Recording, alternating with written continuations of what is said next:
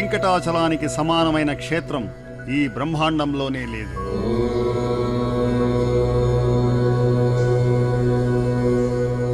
శ్రీ వెంకటేశ్వరునికి సాటి రాగల దేవుడు ఇంతవరకు ఎక్కడా లేడు, ఇక ఉండబోడు.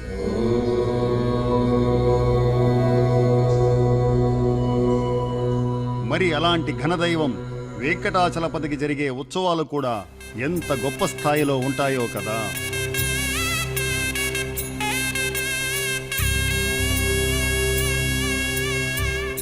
దేశంలో జరిగే అత్యంత ముఖ్య ఉత్సవాల్లో తిరుమల కొండపై నిర్వహించే బ్రహ్మోత్సవాలది అగ్రస్థానం. తిరుమల శ్రీ వెంకటేశ్వర స్వామి బ్రహ్మోత్సవం జాతీయ పండుగ లాంటిది. ఈ ఉత్సవాలను కనులారా తిలకించేందుకు దేశవ్యాపితంగా లక్షలాది మంది భక్తులు తరలివస్తారు.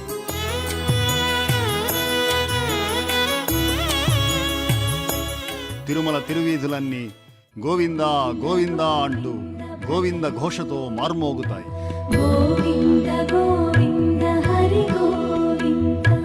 కన్నుల పండువగా జరిగే ఈ ఉత్సవ వేడుకలు వెల్లి విరిసే భారతీయ సనాతన ఆధ్యాత్మిక దీప్తికి ప్రతీకలు.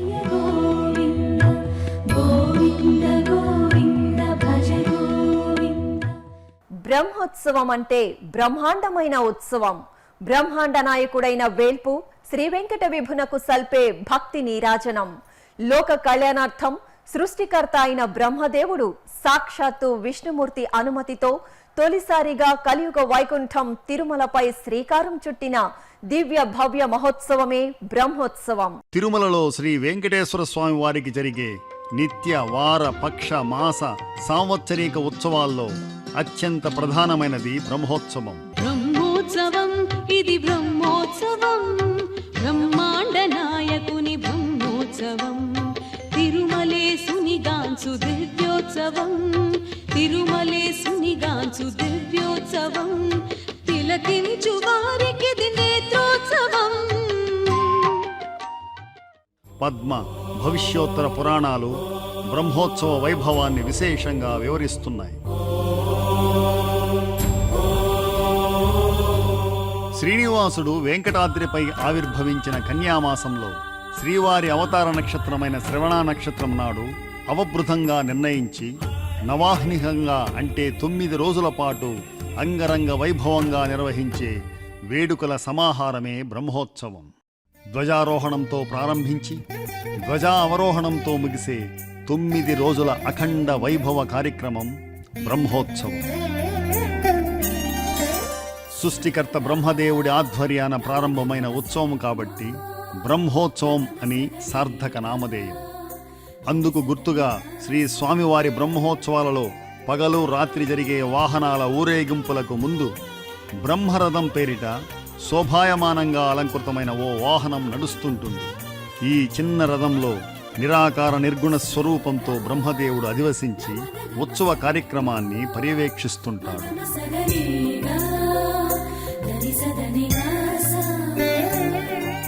అయితే ఒక్క రథోత్సవం రోజు మాత్రం బ్రహ్మరథం ముందుండి నడవదు. శ్రీవారి రథోత్సవం నాడు బ్రహ్మదేవుడే రథసారథి అయి స్వయంగా శ్రీ వెంకటేశ్వర స్వామి తేరు పగ్గాలను పట్టుకుని రథాన్ని నడుపుతుంటాడని ప్రతీతి. తిరుమలలో వార్షిక బ్రహ్మోత్సవం గాక ఒక్కరోజు బ్రహ్మోత్సవాలు 3 ఉన్నాయి. రథసప్తమి నాడు ఆర్షము, కైసిక ద్వాదశి నాడు రాక్షసంగా అభిప్రాయపడ్డారు. శ్రీనివాస ప్రభువుకు 14వ శతాబ్దం వరకు పెరటాసి, మార్గళి నెలల్లో 2 బ్రహ్మోత్సవాలు తప్పనిసరిగా జరుగుతూ ఉండేవి. 1300వ సంవత్సరంలో తిరువేంకటనాథ యాదవరాయలు, 1388వ సంవత్సరంలో విజయనగర ప్రభు 2వ హరిహరరాయలు, 1429వ సంవత్సరంలో 2వ దేవరాయలు, తదనంతరం సాళువ నరసింహరాయల హయాంలోనూ బ్రహ్మోత్సవాల నిర్వహణకు కొన్ని గ్రామాలు సొమ్ము దానం చేయడం జరిగింది. అతి ప్రాచీన కాలం నుండి ఆధునిక కాలం వరకు భారతదేశంలో ఏ దేవాలయంలోనూ జరగనన్ని ఉత్సవాలు తిరుమల శ్రీ వెంకటేశ్వర స్వామి దేవాలయంలో జరుగుతాయి.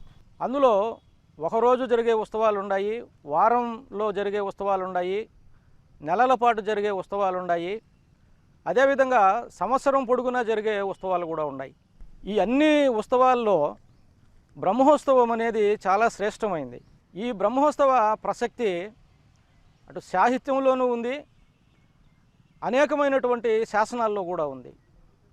ముఖ్యంగా వరాహ పురాణంలో, పద్మపురాణంలో, భవిష్యోత్తర పురాణంలో, అట్లాగే భారత భాగవతాది గ్రంథాల్లో, ఆగమ ప్రకీర్ణాది గ్రంథాల్లో ఈ బ్రహ్మోత్సవ ప్రసక్తి ఉంది.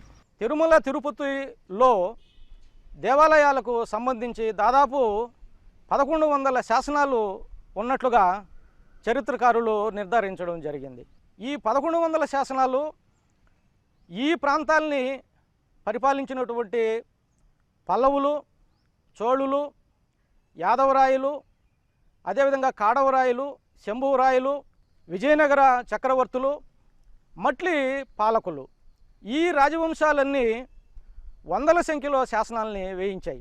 ఈ శాసనాలని మనం అధ్యయనం చేసినట్లయితే తిరుమల వైభవం ఎంత గొప్పగా ఉండేదో మనకు తెలుస్తూ ఉంది.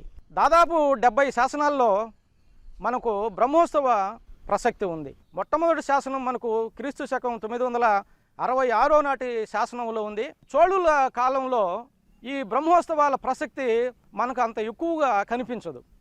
అయితే ఇది చాలా ఆశ్చర్యకరమైన విషయం. ఎందుకంటే చోళులు కొన్ని వందల శాసనాలు తిరుమలలో ఉన్నాయి, అదేవిధంగా తిరుపతిలో ఉన్నాయి. దేవాలయ పరిపాలన నిర్వహణ అంతా కూడా చోళుల దగ్గర పనిచేసేటటువంటి అధికారుల చేతుల్లో ఉండేది. కాబట్టే ఈ ప్రాంతంలో దొరికినటువంటి శాసనాలన్నీ కూడా మనకు తమిళ భాషలోనే ఎక్కువగా కనిపిస్తాయి. క్రీస్తు శకం 966 నుంచి విజయనగర సామ్రాజ్య అంతం వరకు ఉండేటటువంటి ఈ శాసనాల్ని మనం అధ్యయనం చేసినట్లయితే సంవత్సరంలో 1 నెలలో తప్ప మిగతా 11 నెలల్లోనూ బ్రహ్మోత్సవాలు జరుగుతూ ఉన్నట్లుగా మనకు తెలుస్తూ ఉంది. కొన్ని శాసనాల్లో 9 రోజులు బ్రహ్మోత్సవం జరిగినట్లుగా ఆధారాలు ఉన్నాయి. కొన్ని శాసనాల్లో 11 రోజులు జరిగినట్లు ఉన్నాయి. కొన్ని శాసనాల్లో 12 రోజులు జరిగినట్లుంది. కొన్ని శాసనాల్లో 13 రోజులు, 14 రోజులు కూడా బ్రహ్మోత్సవాలు జరుగుతూ ఉండేవి. బ్రహ్మోత్సవం కొన్ని వేల సంవత్సరాల నుంచి ఈనాటికి కూడా ఎటువంటి అంతరాయం అనేది లేకుండా జరుగుతూ ఉండాది అనే దానికి ఈ శాసనాలు కూడా ఒక ప్రధానమైనటువంటి ఉదాహరణ. మహారాజుల వితరణశీలత, పెరిగిన వైష్ణవ మత ప్రాబల్యం వల్ల 15వ శతాబ్దం నాటికల్లా శ్రీ వెంకటేశ్వర స్వామికి ఏడాదికి 7 దాకా బ్రహ్మోత్సవాలు జరగడం ఆనవాయితీ. చిత్రి, ఆడి, ఆవణి, పెరటాసి, అల్పిసి, మాసి, పంగుని నెలలలో ఈ ఉత్సవాలు జరిగేవి. శ్రీకృష్ణదేవరాయ విజయనగర చక్రవర్తి సదాశివరాయల హయాంలో 1551వ సంవత్సరం రాయసం వెంకటాద్రి అనే రాజప్రతినిధి వేయించిన నాటి శాసనం మూలంగా అప్పటికి దాదాపు సంవత్సరానికి 10 బ్రహ్మోత్సవాలు జరుగుతుండేవని తెలుస్తోంది. 9, 11, 13 రోజుల పాటు ఉత్సవాలు జరిగేవి. అప్పటి రాజులు, సామంతులు, ఆచార్యులు ఈ మేరకు దానాలు, వలసిన ఏర్పాటు. అయితే లోక కళ్యాణార్థం శ్రీ వెంకటేశ్వర స్వామి అవతార నక్షత్రం శ్రవణం నాడు చక్రస్నానంగా నిర్ణయించి అంతకు మునుపు 9 రోజులు సాగేట్లుగా బ్రహ్మదేవుడు నిర్ణయించిన బ్రహ్మోత్సవాలు మాత్రం నేటికి తిరుమలలో అఖండ వైభవంగా సాగుతూ వస్తుండడం విశేషం. తమిళంలో తిరుక్కొడి తిరునాళ్గా బ్రహ్మోత్సవాలను పిలుస్తారు. కొడి ఉత్సవంగా కూడా ప్రసిద్ధి. చాంద్రమాన రీత్యా సంవత్సరంలో అధిక మాసం వచ్చినప్పుడు 2 బ్రహ్మోత్సవాలు నిర్వహించడం ఆనవాయితీ. 2వ బ్రహ్మోత్సవాన్ని నవరాత్రి బ్రహ్మోత్సవంగా వ్యవహరిస్తారు. ఏటా కన్యామాసంలో జరిగే వార్షిక లేదా సాలకట్ల బ్రహ్మోత్సవాలు అంకురార్పణ, ధ్వజారోహణంతో ప్రారంభమై చివరన ధ్వజావరోహణంతో ముగుస్తాయి. అయితే నవరాత్రి బ్రహ్మోత్సవాలలో అంకురార్పణ, ధ్వజారోహణం ఉండవు. అట్లే ప్రారంభ దినాన అష్టదిక్పాలకులు దేవతలను ఆహ్వానించడం జరగదు. సాలకట్ల బ్రహ్మోత్సవాలలో కొయ్యతేరును ఉపయోగిస్తారు. నవరాత్రి బ్రహ్మోత్సవాలలో గతంలో కొయ్యతేరుకు బదులు వెండి తేరును వాడేవారు. ప్రస్తుతం వెండి తేరు స్థానంలో బంగారు రథాన్ని వినియోగిస్తున్నారు. దేశంలో వేరే ఏ ఇతర వైష్ణవ ఆలయంలోనూ పాటించిన విధంగా కలియుగ వైకుంఠం తిరుమలలో మాత్రం అధిక మాసంలో 2 బ్రహ్మోత్సవాలు నిర్వహించడం విశేషం. బ్రహ్మోత్సవం ప్రారంభానికి ముందు తిరుమల శ్రీ స్వామివారి ఆలయాన్ని శుద్ధి చేసే కార్యక్రమమే కోయిల్ ఆళ్వార్ తిరుమంజనం. కోయిల్ అంటే గుడి, ఆళ్వార్ అంటే ఓ భక్తుడుగా భావన. భక్తుని హృదయంలో భగవంతుడు ఉన్నట్లుగా గుడి గర్భగృహం దేవుని నివాసం, దేవాలయం కూడా భక్తునికి ప్రతీక. తిరుమల వార్షిక బ్రహ్మోత్సవాల ప్రారంభానికి ముందు వచ్చే మంగళవారం కోయిల్ ఆళ్వార్ తిరుమంజనం జరుగుతుంది. గుడి లోపలి కట్టడాలు కంటిన మసి, దుమ్ము, ధూళి, బూజును శుభ్రం చేసి సుగంధ ద్రవ్యాలతో కూడిన లేపనాలతో శుద్ధి చేస్తారు. ఈ కార్యక్రమం ఒక విధంగా బ్రహ్మోత్సవానికి ముందు సల్పే సన్నాహంగా చెప్పుకోవచ్చు. తిథి, వార, నక్షత్ర, ముహూర్త నిర్ణయాన్ని అనుసరించి బ్రహ్మోత్సవాలు ప్రారంభానికి ముందు మొట్టమొదట జరిగే ప్రక్రియే అంకురార్పణ. ధ్వజారోహణానికి ముందు రోజు సాయంత్రం శ్రీనివాస ప్రభు సేనాధిపతి విశ్వక్సేనుల వారు దేవాలయానికి నైరుతిములలో ఉన్న వసంత మండపానికి విచ్చేస్తారు. మేళ తాళాలతో, శ్వేత ఛత్ర చామరలతో ఊరేగింపుగా వచ్చి వేద పండితులు, అర్చక స్వాములు మంత్రాలు చదువుతుండగా భూమి పూజ, మృత్సంగ్రహణం అనే పుట్టమట్టి సేకరించే కార్యక్రమం నిర్వహిస్తారు. విశ్వక్సేనుల వారు సేనాధిపతి హోదాలో ఆలయం 4 మాడవీధులు తిరుగుతూ ఉత్సవ ఏర్పాట్లు పర్యవేక్షిస్తారు. రాత్రి యాగశాలలో కొత్త పాలికలలో నవధాన్యాలను పోసి మంత్ర పురస్సరంగా హస్తా నక్షత్రాన అంకురార్పణ కార్యక్రమం జరుగుతుంది. అంకురార్పణ జరిగిన మరునాడు వైఖానస ఆగమరీత్యా ఆలయ ఆవరణలో గరుడకేతన ప్రతిష్ఠ, కంకణ ధారణ. దేవాలయం బయట మలయప్ప స్వామి దేవేరీ సహితుడై పరివార దేవతలతో ఊరేగుతుండగా అష్టదిక్కులలో బలిడిని వేస్తూ అష్టదిక్పాలను ఆహ్వానించడం జరుగుతుంది. దేవతలందరినీ బ్రహ్మోత్సవాలకు ఆహ్వానించిన అనంతరం శ్రీ మలయప్ప స్వామి ఆలయ ప్రవేశం చేస్తారు.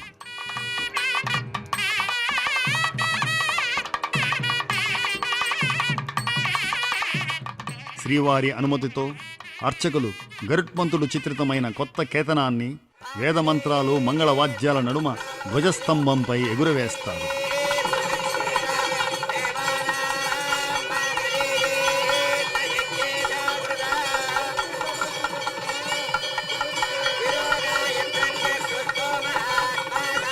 ఓం తత్పురుషాయ విద్మహే స్వర్ణపక్షాయ ధీమహి తన్నో గరుడ ప్రచోదయాత్ అనే గరుడ గాయత్రీ మంత్రం ఆవాహన అవుతుంది.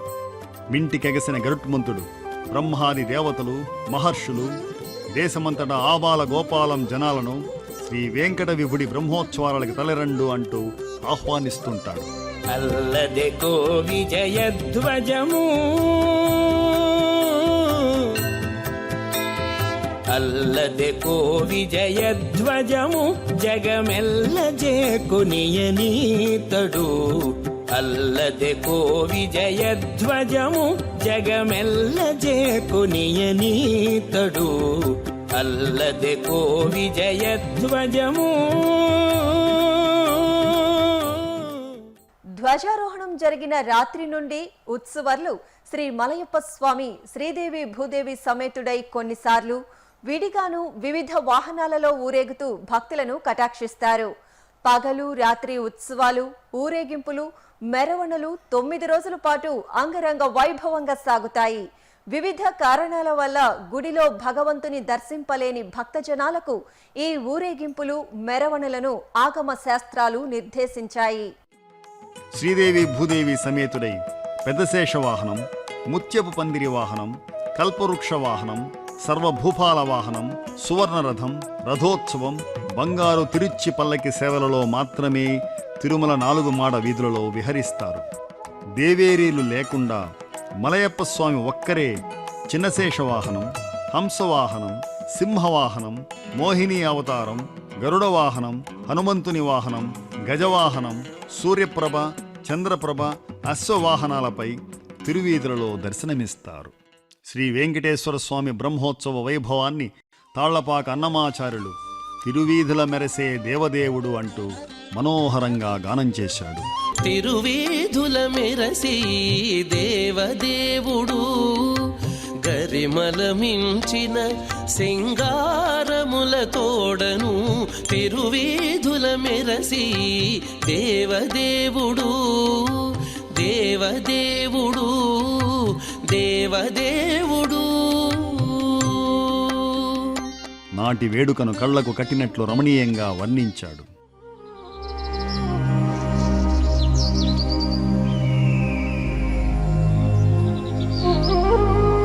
అట్లే బ్రహ్మోత్సవాలు జరిగే సమయం సాధారణంగా వానాకాలం.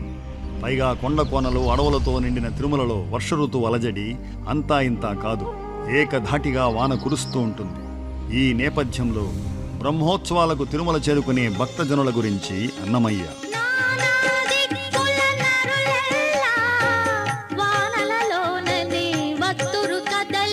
నానా దిక్కుల నరులెల్లా వానలలోననే వత్తురు కదలి, నానా దిక్కుల నరులెల్లా వానలలోననే వత్తురు కదలి. గోవింద హరి గోవింద గోవింద హరి గోవింద. బ్రహ్మోత్సవాలలో శ్రీ మలయప్ప స్వామి అధిరోహించే ప్రతి వాహనానికి ఒక్కో చరిత్ర ఉంది. ఐతిహ్యం, పురాణ ప్రాశస్త్యం ఉన్నాయి. ప్రతి వాహనము ఒక్కో ధార్మిక సందేశం, ఆధ్యాత్మిక సంకేతం. ఈ వాహనాల్లో జంతు, పక్షి, వృక్ష, ఖనిజ సామ్రాజ్యాలతో కూడిన ప్రాణికోటి మొత్తం వివిధ సంకేతాత్మక మార్మిక రూపాలు, స్వభావాలతో కూడిన సమ్మేళనం కానవస్తుంది. ఇది ఒక విధంగా ప్రకృతి సమతుల్యతకు ప్రతిరూపం. ఇది ప్రధానంగా జీవాత్మ పరమాత్మల సంయోగం యొక్క అభివ్యక్తి. భగవంతుని లీలలను, సర్వవ్యాపకత్వాన్ని, సంరక్షకత్వాన్ని తెలియజేస్తూ సర్వం విష్ణుమయం జగత్ అనే సందేశాన్ని బ్రహ్మోత్సవం వ్యక్తీకరిస్తుంది. పెద్దశేష వాహనం. ఆదిశేషుడు సర్పజాతికి అధిపతి. పాలకడలిలో శయనించు శ్రీమన్నారాయణునికి పాన్పుగా అమరినవాడు. యోగ శాస్త్రరీత్యా సర్పం కుండలినీ శక్తికి సంకేతం. ఫణిరాజైన 7 పడగల ఆదిశేషుడిపై విహారం సర్వ పాపాలను హరించి భక్తులను పరమపదానికి చేర్చే ప్రక్రియ. ఆదిశేషుని పైన అలరేను చూడరే, మోదమున మలయప్ప మొదటి వాహనమనుచు. ఆదిశేషుని పైన అలరేను చూడరే, మోదమున మలయప్ప మొదటి వాహనమనుచు. 7 కొండల వానికి 7 తలలతో, 7 కొండల వానికి 7 తలలతో, ఈడులేని బంగారు మేనితో మెరసేటి, ఈడులేని బంగారు మేనితో మెరసేటి ఆదిశేషుని పైన అలరేను చూడరే, మోదమున మలయప్ప మొదటి వాహనమనుచు. బ్రహ్మోత్సవం ప్రారంభంలో తొలి రోజు రాత్రి పెదశేష వాహనంపై సర్వాలంక భూషితుడై శ్రీ మలయప్ప స్వామి ఊరేగుతూ భక్తులను కటాక్షిస్తారు. రాష్ట్ర ప్రభుత్వం తరపున ముఖ్యమంత్రి శ్రీ స్వామివారికి కొత్త పట్టు వస్త్రాలు సమర్పించడం ఆనవాయితీ. చినశేష వాహనం. భూలోకంలో అవతరించిన విష్ణుదేవునికి అనువైన ప్రదేశంగా ఆదిశేషుడు పర్వత రూపం ధరించాడు. శేషాద్రి కొండపైన శ్రీమన్నారాయణుడు శ్రీ వెంకటేశ్వరుడుగా ఆవిర్భవించాడు. అందుకే శ్రీ స్వామివారికి శేషునికి గల అలౌకిక అనుబంధానికి గుర్తు 5 పడగల చినశేష వాహనం. బ్రహ్మోత్సవాల 2వ రోజు ఉదయం చినశేష వాహనంపై శ్రీ స్వామివారు మురళీ మనోహరుడుగా భక్తులకు అభయమిస్తూ కనువిందు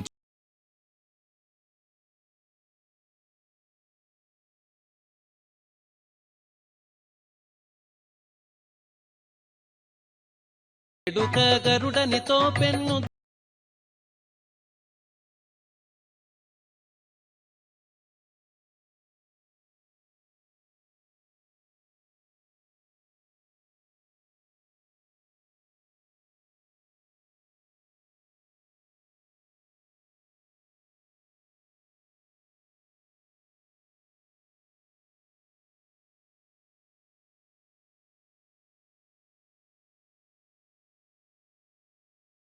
నేర్పుగలది హంస.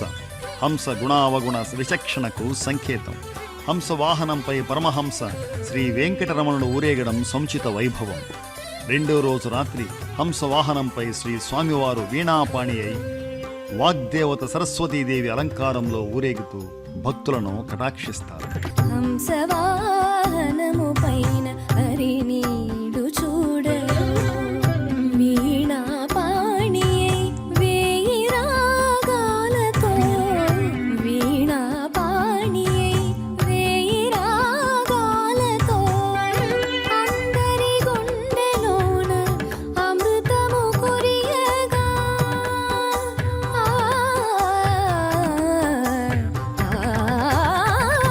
అందరి గుండెలోన అమృతము కురియగా అతివ సింగారములు అలవోకగనొలికించుచు హంసవాహనము పైన హరినీడు చూడరు వీణా పాణియై వేయి రాగాలతో హంసవాహనము పైన హరినీడు చూడరు.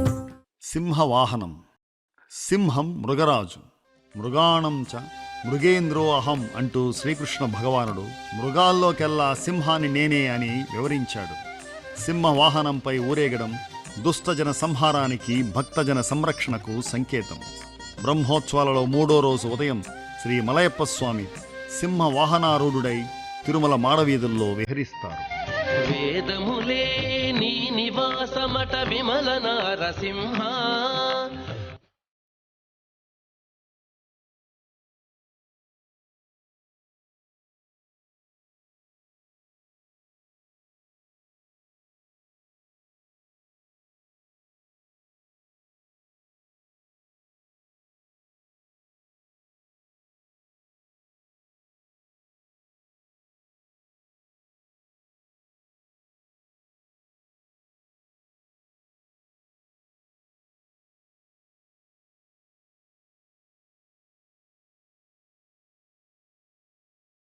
ముత్యపు పందిరి వాహనం.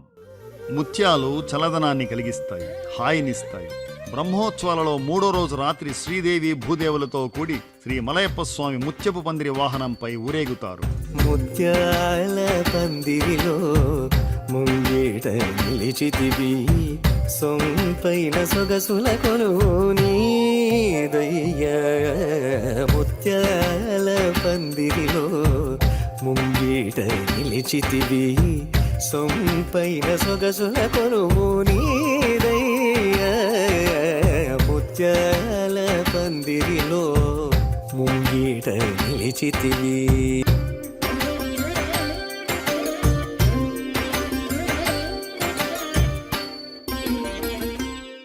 కల్పవృక్ష వాహనం. అమృతం కోసం దేవతలు, రాక్షసులు పాలసముద్రాన్ని చిలుకుతుండగా కల్పవృక్షం పుట్టింది. కల్పవృక్షం కోరిన కోర్కెలైన ఐహిక సుఖాలను మాత్రమే తీరుస్తుంది. కల్పవృక్ష వాహనంపై విహరించే వెంకటేశ్వర దేవుడు మాత్రం తన్ను సేవించే భక్తులకు ఐహిక ఆముష్మిక సుఖాలను ప్రసాదిస్తాడు.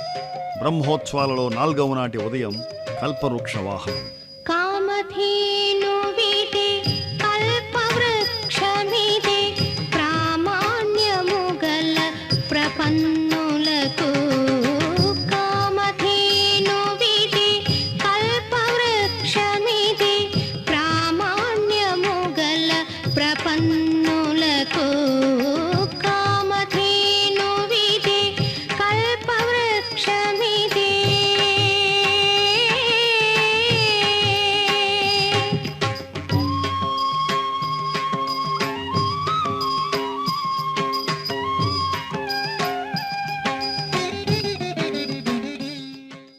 సర్వభూపాల వాహనం. భూమిని పాలించేవాళ్లు భూపాలురు.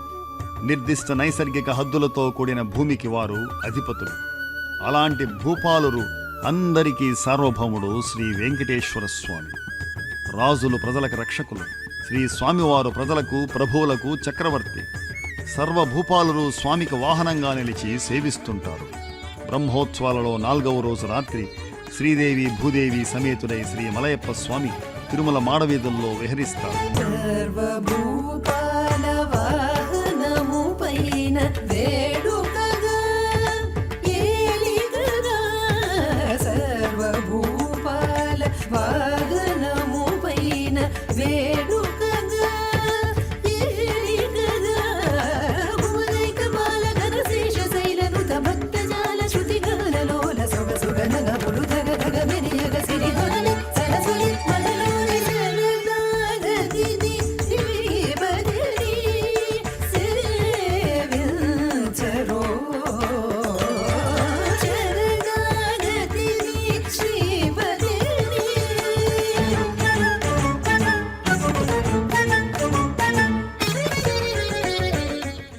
మోహిని అవతారం.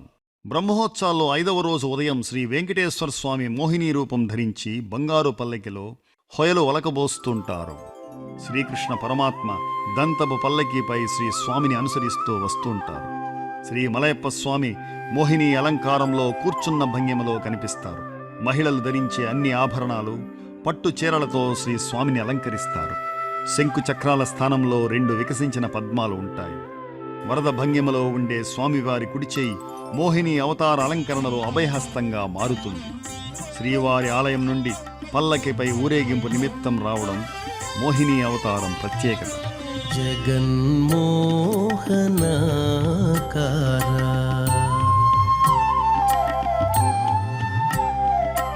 జగన్మోహనాకార చతురుడవు పురుషోత్తముడవు జగన్మోహనాకార చతురుడవు పురుషోత్తముడవు వెగటు నా సోదంబు ఇది నీ వేలితో నా వెలితో జగన్మోహనాకార చతురుడవు పురుషోత్తముడవు వెగటు నా సోదంబు ఇది నీ వేలితో నా వెలితో జగన్మోహనాకార.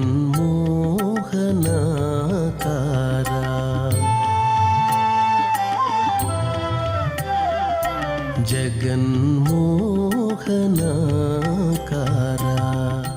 గరుడ సేవ. కపిలాక్షం గరుత్మంతం సువర్ణ సదృశ ప్రభం దీర్ఘబాహుం బృహత్స్కందం వందే నాగాంగ భూషణం. తిరుమల బ్రహ్మోత్సవాలలో 5వ రోజు రాత్రి జరిగే గరుడోత్సవం అగ్రగణ్యం.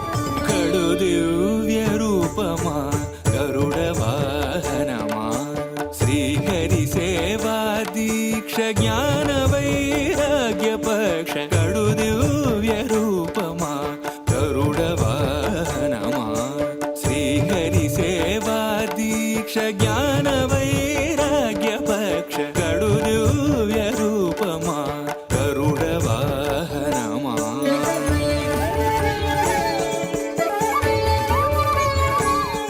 పక్షిరాజు గరుడు విష్ణుదేవునికి వాహనం, ధ్వజం కూడా.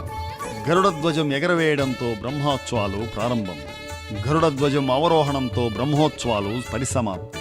బ్రహ్మోత్సవాలలో వేద స్వరూపుడైన గరుడ భగవానునికి అంతటి ప్రాధాన్యత. పుట్టి పుట్టగనే అపూర్వయుక్తియుక్తుడవై అమరలోకముల నుండి అమృతము తెచ్చితివి. పుట్టి పుట్టగనే అపూర్వయుక్తియుక్తుడవై అమరలోకముల నుండి అమృతము తెచ్చితివి. వినత దాస్యము బాబి విష్ణుదాసుడైనావు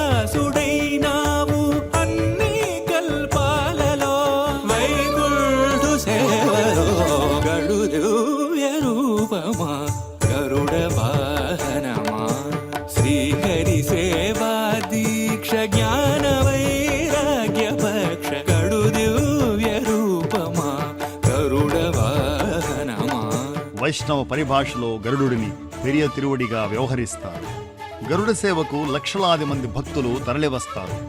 గరుడ సేవ నాడు మూలమూర్తి శ్రీ వెంకటేశ్వర స్వామి, ఉత్సవమూర్తి శ్రీ మలయప్ప స్వామికి భేదం లేదన్నది లోకోక్తి. కాబట్టి ఆ రోజు శ్రీ స్వామి దర్శనం అత్యంత శుభప్రదం, మోక్షదాయకం. తులసి మాలికలు వరలక్ష్మి హారాలు. గరుడోత్సవం నాడు మూలమూర్తికి అలంకరించి ఉండే మకరకంటి, లక్ష్మీహారం తదితర విశిష్టాభరణాలను మలయప్ప స్వామి ధరిస్తారు. శ్రీ తులసి మాలికలు వరలక్ష్మి హారాలు వనమాలి అదదాల్చి శ్రీనాథుడయ్యాడు. తమిళనాడు శ్రీవిల్లిపుత్తూరు క్షేత్రం నుండి అక్కడి ఆండాల్ గోదాదేవికి అలంకరించిన పుష్పమాలలను తిరుమలకు తెచ్చి శ్రీ స్వామికి అలంకరిస్తారు. అంతేగాక గరుడోత్సవానికి చెన్నైలోని తిరుపతి అంబ్రెల్లా చారిటీస్ వారు 9 గొడుగులను సమర్పిస్తారు. గడు దివ్య రూపమా గరుడ వాహనమా.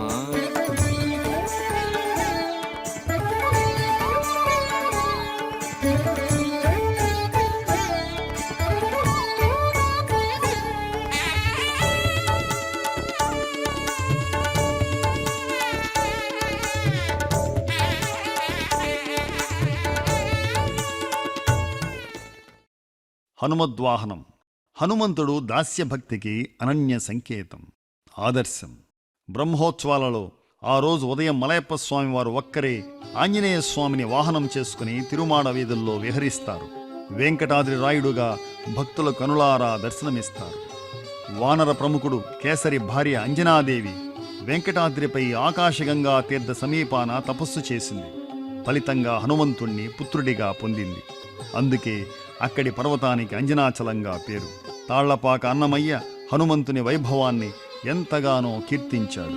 అదే చూడరయ్య పెద్ద హనుమంతుని, అదే చూడరయ్య పెద్ద హనుమంతుని, గుదిగొని దేవతలు కొనియాడేరయ్య, అదే చూడరయ్య పెద్ద హనుమంతుని.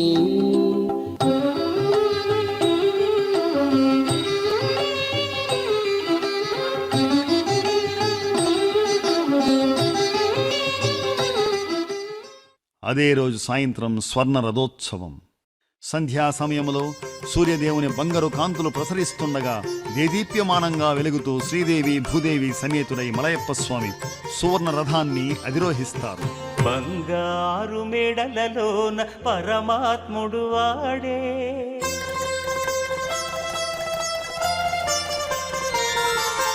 సింగారాలు మీద మీద సేయరే చెలులు,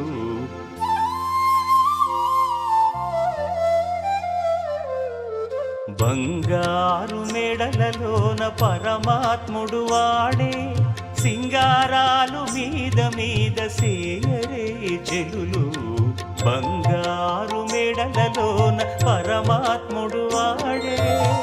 ఈ దివ్య స్వర్ణ రథోత్సవాన్ని సువర్ణ రథరంగ డోలోత్సవంగాని కూడా వ్యవహరిస్తారు.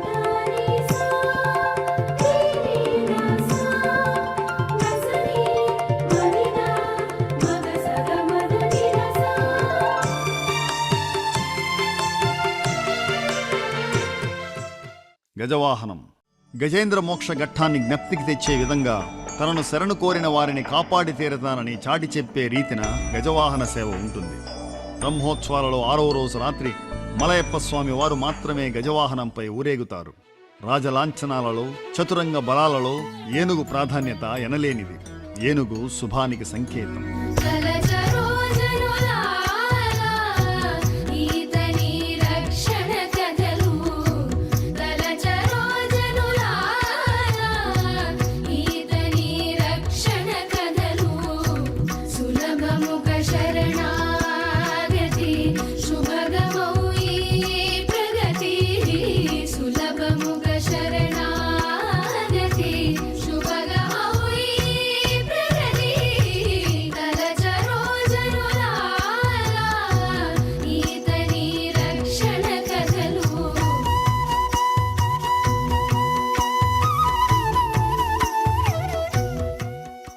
సూర్యప్రభ వాహనం. భాస్కరుడు తేజోనిధి. సమస్త ప్రాణి ప్రపంచానికి చైతన్య ప్రదాత. సూర్యారాధన ప్రపంచంలోని అన్ని పురాతన నాగరికతల్లో ఉంది.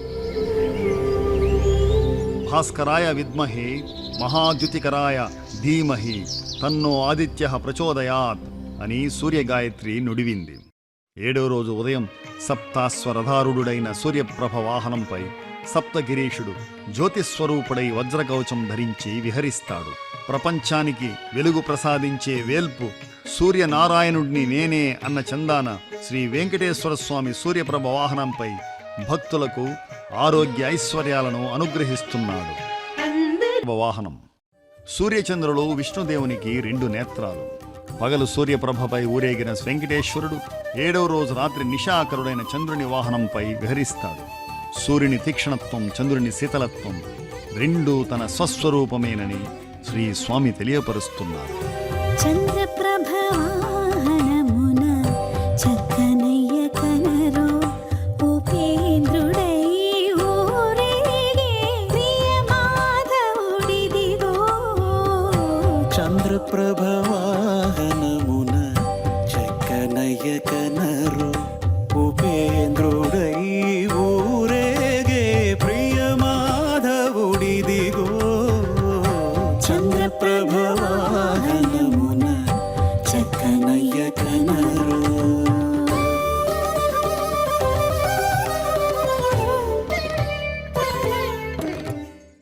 రథోత్సవం గుర్రాల వంటి ఇంద్రియాలను మనస్సు అనే కళ్ళెంతో అదుపు చేసి రథం వంటి శరీరాన్ని బుద్ధి అనే సారథి ద్వారా సన్మార్గంలో నడిపించి రథికుడైన పరమాత్మ శ్రీ వెంకటపతిని సేవించి తరించండనే హితబోధ రథోత్సవం ద్వారా అవగతమవుతుంది.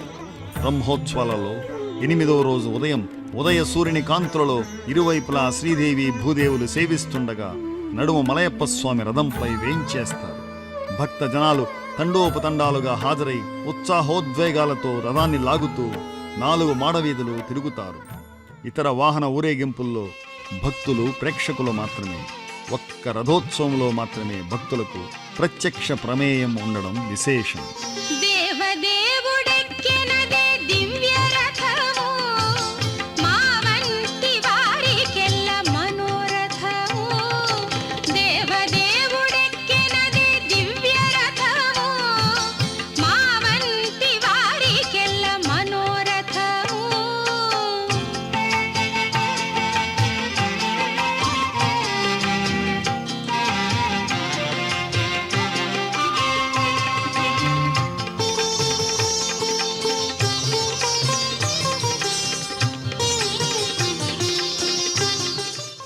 అశ్వవాహనం వేగానికి శక్తికి ప్రతీక అశ్వం.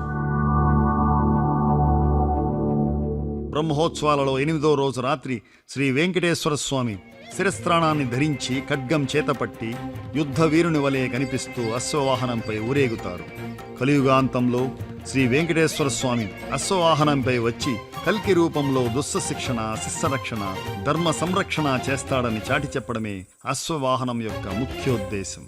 విష్ణుదేవుని మరో అవతార స్వరూపమైన హయగ్రీవ స్వామి అశ్వముఖుడు. అల్లదివో అశ్వమెక్కే ఆ పన్నుల దైవము అల్లదివో అశ్వమెక్కే ఆ పన్నుల దైవము చల్లగా అనుగ్రహించు సర్వోన్నత రూపము అల్లదివో అశ్వమెక్కే ఆ పన్నుల దైవము చల్లగా అనుగ్రహించు సర్వోన్నత రూపము అల్లదివో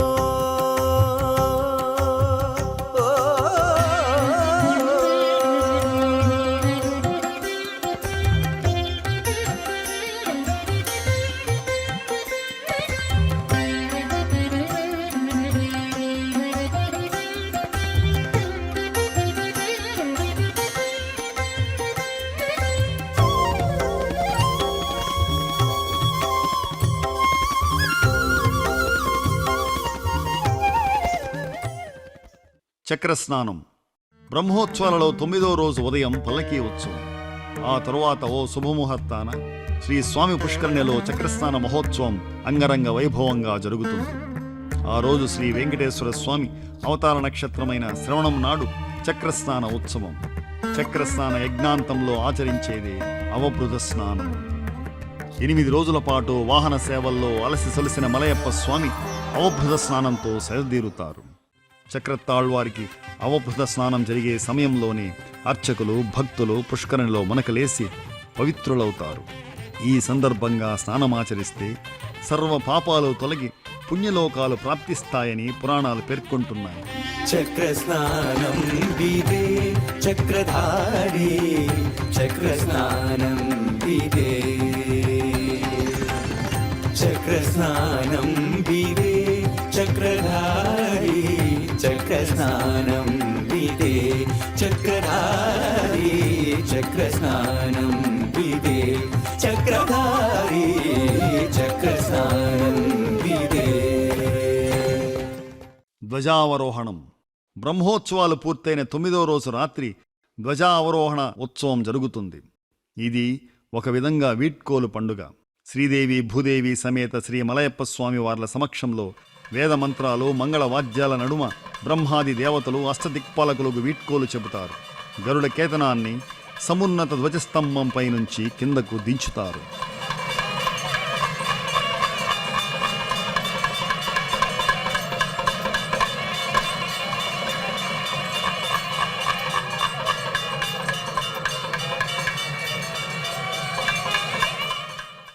గరుడ ధ్వజాన్ని ఎగరవేయడంతో ప్రారంభమయ్యే బ్రహ్మోత్సవాలు గరుడ పటం ఉపసంహారంతో బ్రహ్మోత్సవాలకి ముగింపు పలుకుతాయి. మధ్యయుగాల్లో ముఖ్యంగా విజయనగర రాజుల కాలాన విదేశస్థులతో వ్యాపార లావాదేవీలు, సాంస్కృతిక సంబంధాలు పెరిగాయి. పోర్చుగీసు, డచ్చి, ఫ్రెంచ్, బ్రిటిష్ వారు, పారసీకులు దక్షిణ భారతదేశం దర్శించేందుకు వచ్చిపోసాగారు. ఈ నేపథ్యంలో పోర్చుగీస్ దేశస్థుడైన గ్యాస్పర్ కొరేయా తిరుపతి వచ్చాడు. 1534 సంవత్సరంలో తాను ఎగువ తిరుపతి వెళ్ళినప్పుడు బ్రహ్మోత్సవాలు జరుగుతున్నట్లు చెప్పుకున్నాడు. తాను అప్పుడు అక్కడ చూసిన విశేషాలను లెజెండ్స్ ఆఫ్ ఇండియా అనే గ్రంథంలోని ఓ అధ్యాయంలో కళ్లకు కట్టాడు. తిరుమల పగోడా వద్ద జనం స్నానాలు చేసి శుచిగా శుభ్రంగా వస్త్రాలు ధరించి సుగంధం పూసుకుని భక్తి ప్రపత్తులతో దేవుడి దర్శనానికి వెళ్ళేవాళ్ళు.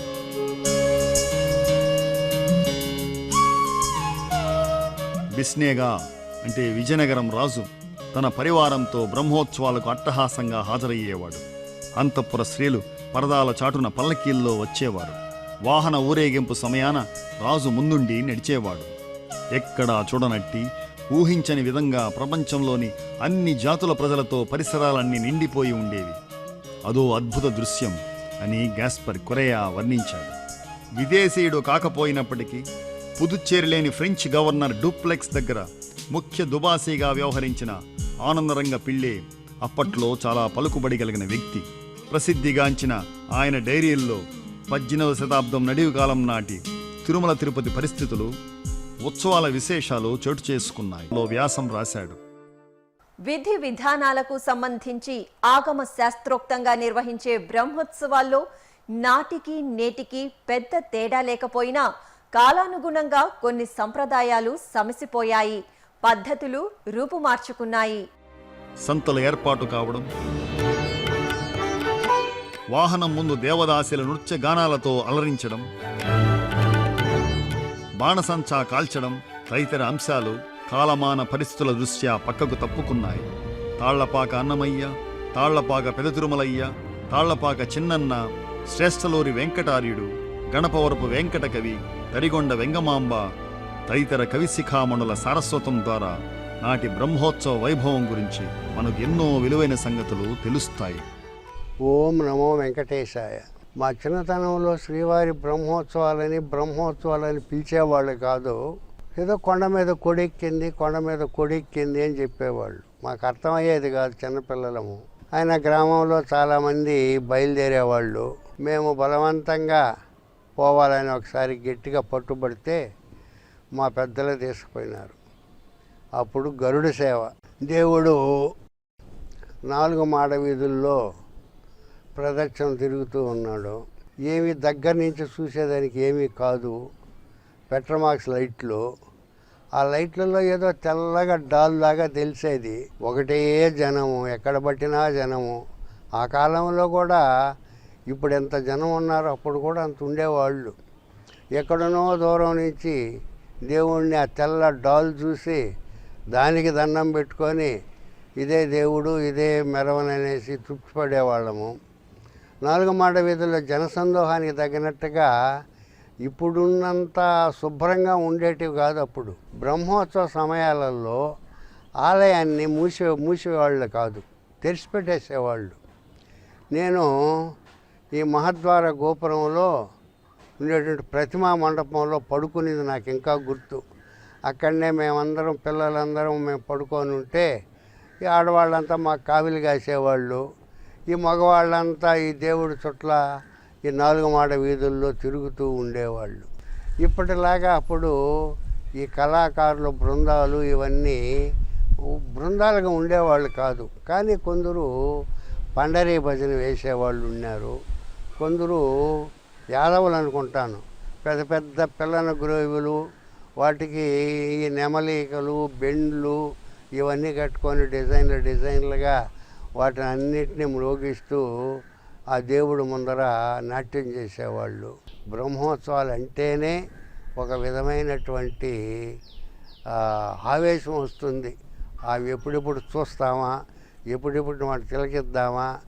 ఈ 4 మాడ వీధుల్లో ఈ కళాకారుల యొక్క ప్రదర్శనలు ఏ విధంగా ఉంటాయి, ఎంతంత చక్కగా ఉంటాయి. ఇవన్నీ ఈ దేవస్థానం వాళ్ళ ఎస్విబిసి వచ్చిన తర్వాత ఇది ఇంకా చాలా విశదంగా వివరంగా అన్నీ చూపిస్తూ వచ్చినారు కాబట్టి బాగా వ్యాప్తి చెందినాయి. శ్రీ వెంకటేశ్వర స్వామికి ఏటా వచ్చే తిరుమల బ్రహ్మోత్సవాల బృహత్ కార్యనిర్వహణ తిరుమల తిరుపతి దేవస్థానంల వారికి నిజంగా కత్తి మీద సాము. అయినప్పటికీ అన్ని శాఖల సమన్వయంతో, ప్రభుత్వ విభాగాల సహకారంతో, వచ్చే భక్తుల తోడ్పాటుతో బ్రహ్మోత్సవాలను ఘనంగా జరుపుతారు. దేశవ్యాప్తంగా వచ్చే లక్షలాది మంది భక్తులకు వసతి, అన్న ప్రసాదాలు, క్యూ వరుసల క్రమబద్ధీకరణ, రక్షణ, రవాణా సౌకర్యాల కల్పనను టీటీడీ నాయకత్వ హోదాలో ముందుండి చేపడుతుంది.